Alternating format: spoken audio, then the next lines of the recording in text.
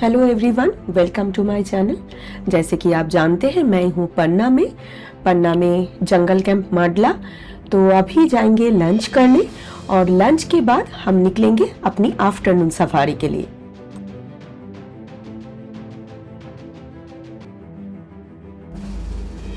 पन्ना में morning safari time है summer में सुबह 5:30 से 11:30 तक, और आफ्टरनून सफारी टाइमिंग है 4 बजे से 6:30 बजे तक।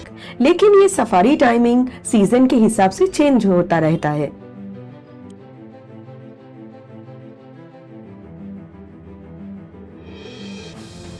तो हम आ गए हैं गेट पे। सफारी शुरू होने में अभी थोड़ा टाइम है, तो चलिए आपको टिकट काउंटर और जो फॉरेस्ट इंफॉर्मेशन सेंटर है और एक सुवेनियर शॉप है वो घुमा के दिखाते हैं। फॉरेस्ट इंफॉर्मेशन सेंटर तो अभी बंद है, तो देखते हैं सुवेनियर में क्या क्या मिलता है। वैसे मुझे तो एक कैप और फ्रिज मैग्नेट लेना था, तो मैं कहीं भी जाती हूँ तो फ्रिज मैग्नेट लेती हूँ, ये शौक है मेरी एक। कैप लेंगे, कैप के लिए आए थे, लेकिन अभी पैसे लेके नहीं आएंगे, जिप्सी में है। ये सफारी खत्म होने तक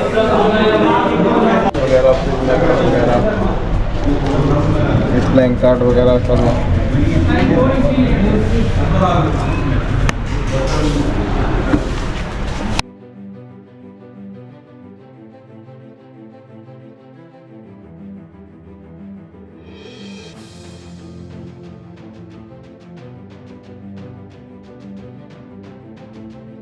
देखा इसका काम, हाँ एक कप देखा है ना। आज जी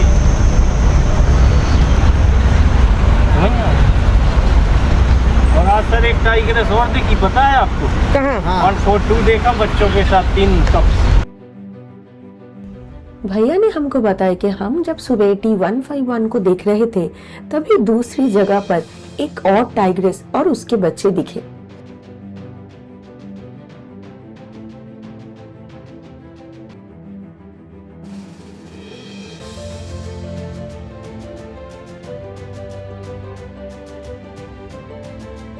घने पर्णपाती जंगल, अद्भुत भू आकृतियां और अलग अलग तरह के बहुत सारे वन्य जीव मिलकर पन्ना को एक विशिष्ट परिचय देते हैं।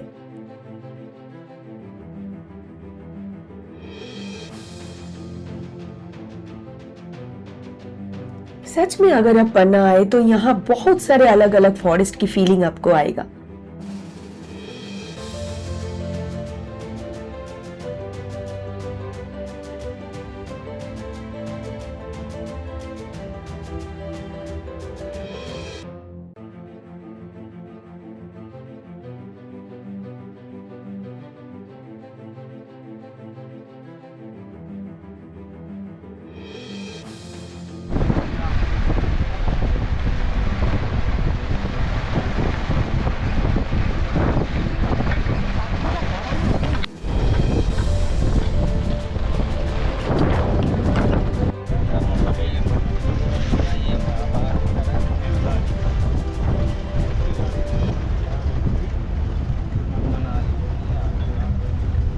एनिमल्स का और बर्ड्स का इतनी वैरायटी है इस जंगल में कि आपका कैमरा का शटर कभी थमेगा नहीं।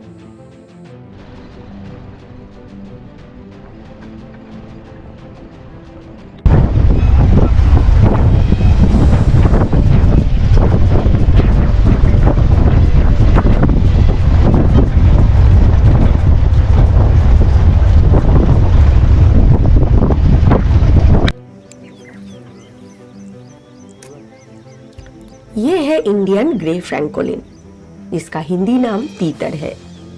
इसका नाम तीतर इसकी तेज और बार बार निकली जाने वाली आवाज का तीतर तीतर पर ही पड़ा है। ये मुख्य रूप से खुले मैदानों, झाड़ियां और सूखे खेती वाले इलाके में जमीन पर रहना पसंद करते हैं।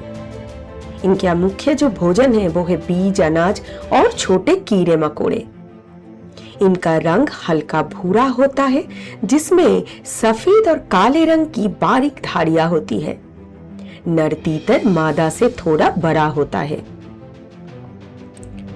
ये मुख्य रूप से जोड़े या 6 से 8 पक्षियों के छोटे समूहों में रहते हैं।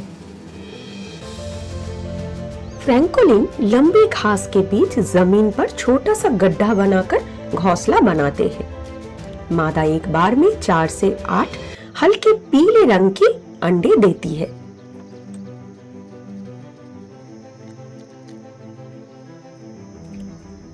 अवैध शिकार, पकड़े जाना, आवास का नुकसान, इस सब के कारण इस सुंदर पक्षी का संख्या दिन ब दिन घटती जा रही है।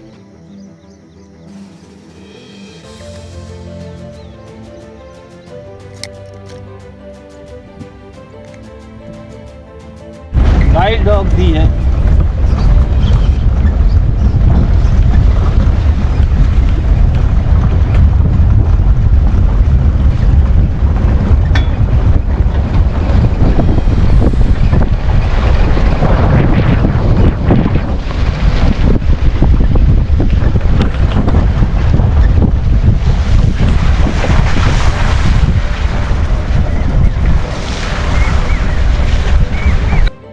मधुमक्खियां बहुत सामाजिक और अनुशासित कीट है जो एक समूहों में मिलकर काम करती है।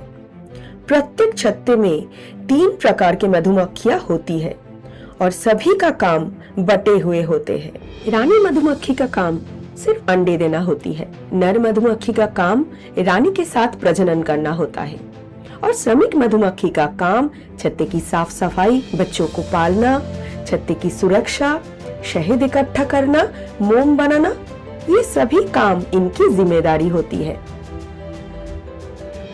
यहाँ जंगल के अंदर से बहती है केन नदी। केन नदी पन्ना की इकोलॉजिकल लाइफलाइन भी है।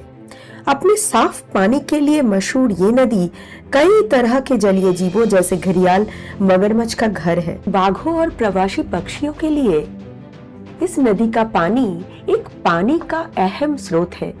जंगल के अंदर एक जगह पर थोड़ा सा पानी जमा हुआ है। वहीं पर ये मगरमच्छ का बच्चा हमको दिखा। गाइड भैया से पता चला लास्ट ईयर बरसात में केन नदी का पानी पूरा अंदर तक आ गया था। उसी पानी में बहकर ये मगरमच्छ अंदर आ गया, फिर ये बाहर जा नहीं पाया। शायद इस बार जब बरसात का महीना आएगा, नदी का पानी फिर से ऊपर आ जाएगा तो ये अपने आप ही वो नदी में चला जाएगा। सच में जंगल की हर कोने पे एक नई कहानी है।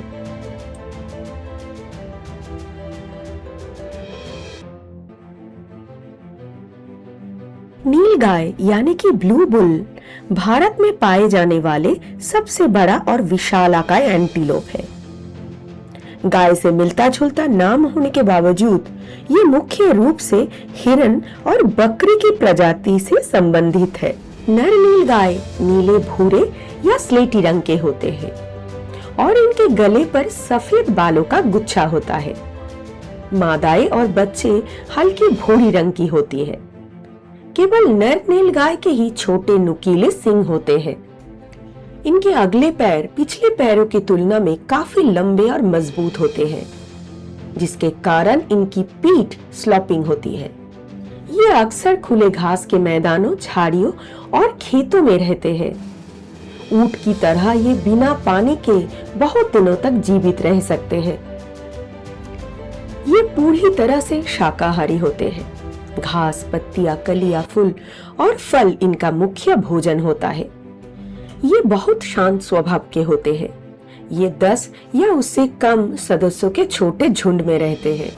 वयस्क नर अक्सर अकेले रहना पसंद करते हैं।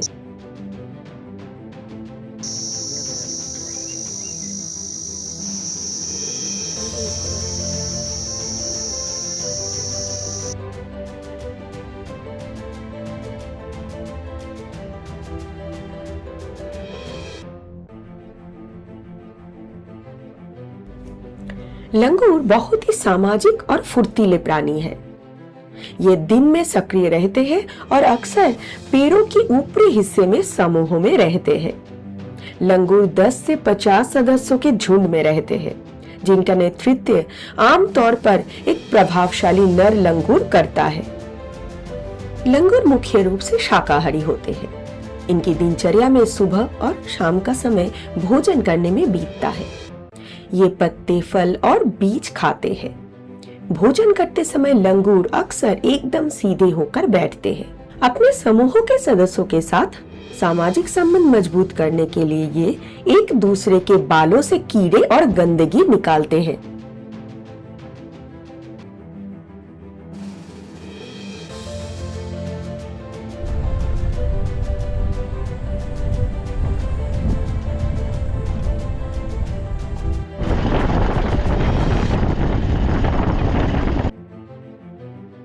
एक जगह पर पलाश के पेड़ के नीचे हमको अजीब कुछ दिखा। लंगूर भी सारे नीचे ही देख रहे थे।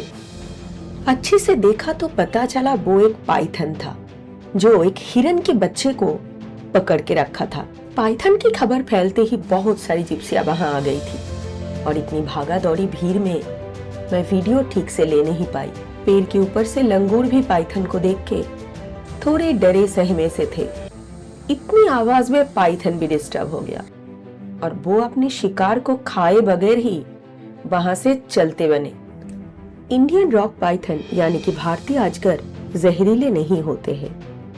अपने शिकार को पकड़ने के लिए ये घात लगाकर बैठा रहता है। ये अपने शिकार को जकड़ कर मारता है और उसे पूरा निगल जाता है। ये मुख्य रूप से रात में सक्रिय रहते हैं और दिन के समय छिपकर आराम करते हैं। अपने शिकार जैसे कि छोटे चूहे, पक्षी या छोटे स्तनधारियों को ये अपने मजबूत शरीर से कसकर जकड़ लेता है, जिससे शिकार का सांस रुक जाता है। इसके ऊपरी होठ पर छोटे छोटे गड्ढे होते हैं, जिसकी मदद से ये अंधेरे में भी गर्म खून वाले जानवरों की पहचान कर लेता है।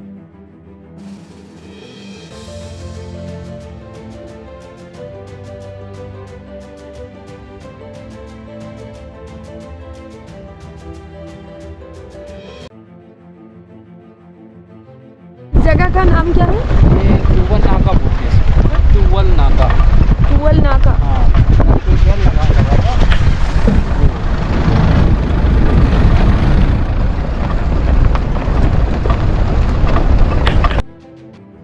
यहाँ जिप्सियों की भागा दौड़ी देखकर ही पता चल गया था कि टाइगर साइटिंग हो रहा है। T141 का एक बच्चा अंदर से चल के आ रहा था और एक बच्चा नदी के किनारे आराम से सो रहा था।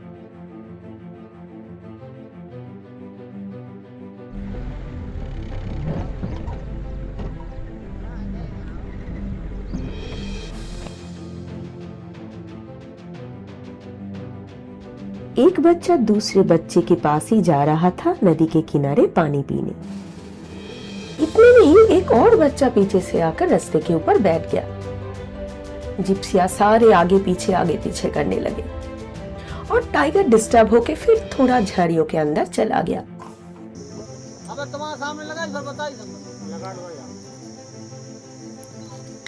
बाघ के शावक अपनी शुरुआती जीवन में भाई बहन के साथ बहुत मिलनसार रहते हैं।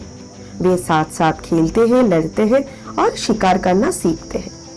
हालांकि 2 से 3 साल के बाद जब वो अपनी माँ से अलग होने लगते हैं और अपना इलाका बसाने लगते हैं, तब अपने भाई बहन के साथ दोस्ती उनकी कम होने लगती है।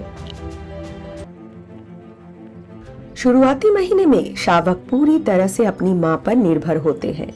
इस दौरान वे अपने भाई बहन के साथ आपस में कुश्ती लड़ते हैं और शिकार करने का कौशल अभ्यास करते हैं। ये खेल उनकी सामाजिक संबंध मजबूत करते हैं। जैसे जैसे वे बड़े होते हैं, उनके खेल में आक्रामकता बढ़ने लगती है।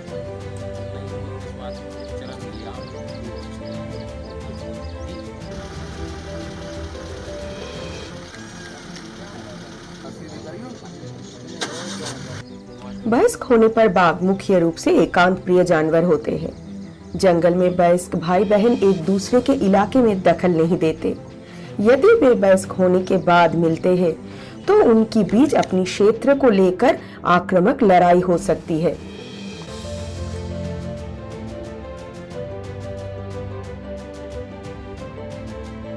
कुछ देर बाद एक बच्चा पानी पीकर जंगल के अंदर चलने लगा।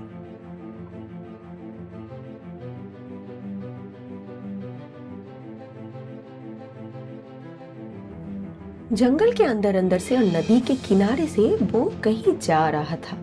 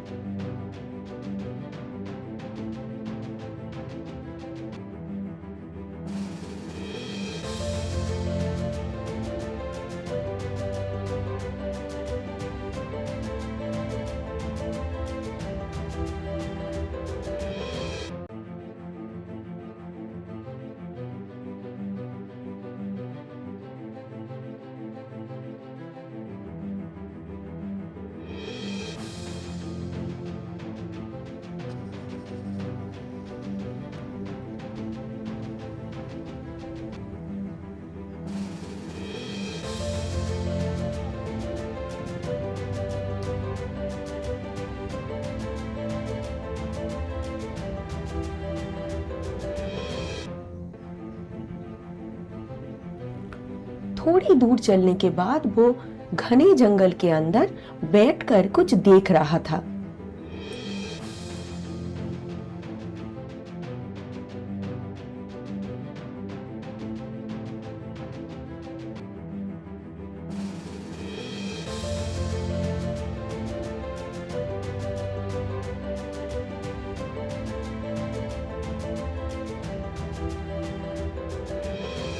और कुछ देर में ही पता चल गया ये क्या देख रहा था।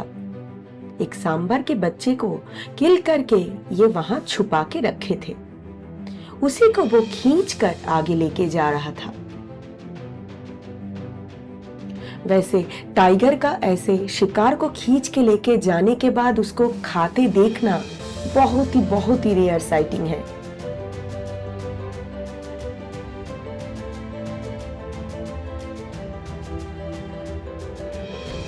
बाघ अपनी धारियों का इस्तेमाल करके घास और झाड़ियों में पूरी तरह से छिप जाते हैं। वे हवा के विपरीत दिशा में चलते हैं ताकि शिकार को उनकी गंध न आए। वे धीरे धीरे रेंगते हुए या छोटे छोटे कदम बढ़ाते हुए शिकार के बिल्कुल करीब पहुंच जाते हैं। जब बाघ शिकार के बिल्कुल करीब पहुंच जाते हैं तो वे अपनी पूरी ताकत लगाकर अचानक हमला कर देते हैं। हालांकि बाघ काफी भारी होते हैं, लेकिन वे बहुत ही फुर्तीले होते हैं और चंद सेकंड में ही शिकार को अपनी झपट में ले लेते हैं। वे बड़े शिकार को छलांग लगाकर जमीन पर गिरा देते हैं।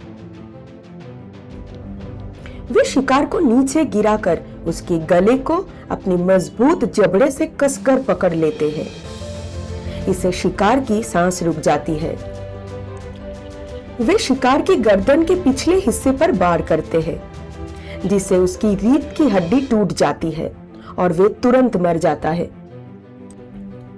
शिकार को मारने के बाद बाघ उसे खींचकर किसी सुरक्षित या घनी झाड़ियों वाली जगह पर ले जाते हैं, जहां वो आराम से इसे खा सके।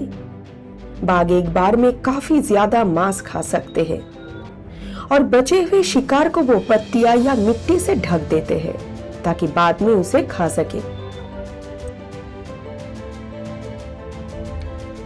बाघ की नजर रात में इंसानों की तुलना में 6 गुना ज्यादा बेहतर होती है और उनके पंजे और दांत बहुत नुकीले होते हैं, जो उसे रात में भी शिकार करने में पूरी मदद करता है।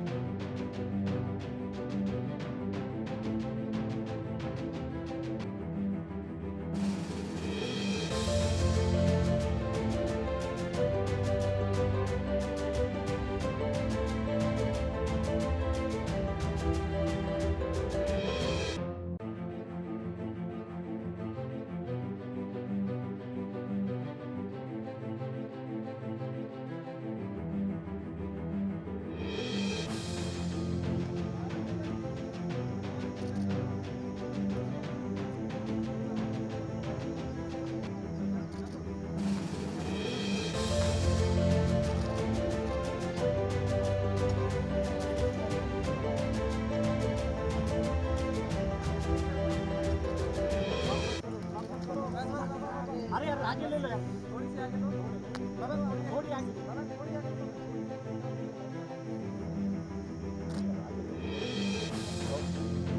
Okay okay.